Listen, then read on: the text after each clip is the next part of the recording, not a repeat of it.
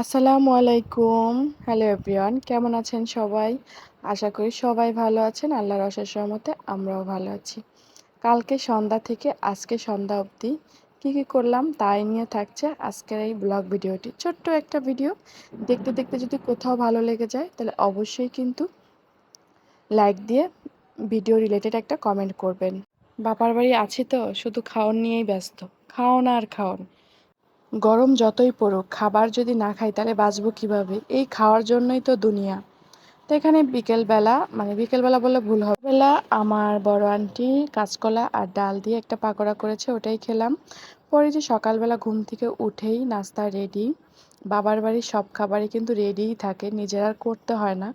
গরমে যে রান্না করাটা কতটা কষ্ট সেটা আর বুঝতেছি না। বাসায় গেলে অবশ্য বুঝবো যে গরমে কতটা কষ্ট।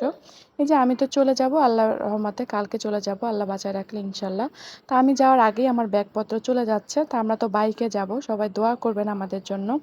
আর এখানে আমার ছোট ভাই আর আরদিনের পাপা মিলে কুরিয়ারে চলে গেল, মানে ব্যাগপত্র সব একটা বস্তায় গুছিয়ে কুরিয়ারে চলে গেছে।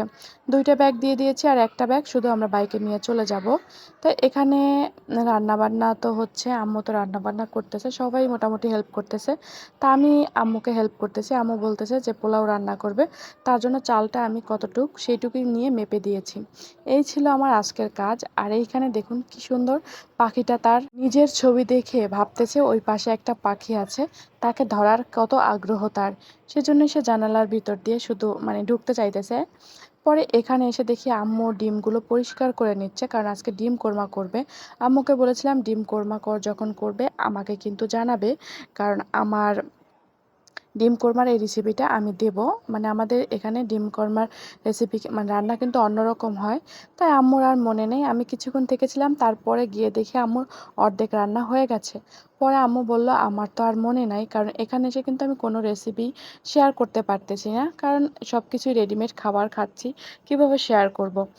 তো এই যে আমার এখানে রোস্ট রান্না করেছে, রোস্টটা মোটামুটি আম্মুই সব করে দিয়েছে, শুধু আমার শাশুড়ি গ্যাসের চুলায় মশলাটা দিয়েছে, কারণ বরাবরই কিন্তু আমার শাশুড়ি মা রোস্টটা অনেক মজা করে রান্না করে। আর করেছিল মুরগির কাবাব আর কোরমা ছিল, কারণ গরুর গোশত আজকে রান্না করেনি, কারণ কালকে তো গরুর গোশত খাওয়া হয়েছে পিঠা দিয়ে, তাই আজকে বললাম আম্মু গরুর গোশত করার দরকার নেই।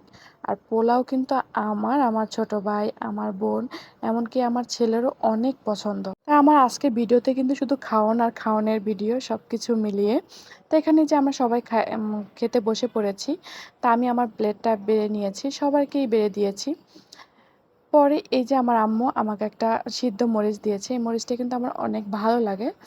পরে এই যে খাওয়া দাওয়া করে সন্ধ্যাবেলা আমার বোন বলছিল কি খাবো, কিন্তু আমরা বলছিলাম কিছুই খাবো না, কারণ দুপুরে খাওয়া দাওয়া হয়েছে। পরে তারপরেও এই যে নুডলস রান্না করেছে আর চা করেছিল। তা আজকের ভিডিওটি আমার এ পর্যন্তই ছিল। যে যেখান থেকে দেখতেছেন সবাইকে অনেক অনেক ধন্যবাদ। আর অবশ্যই কিন্তু কমেন্ট করে জানাতে পারেন কি কোথা থেকে আমার ভিডিওটি দেখতে আসেন। আল্লাহ হাফেজ।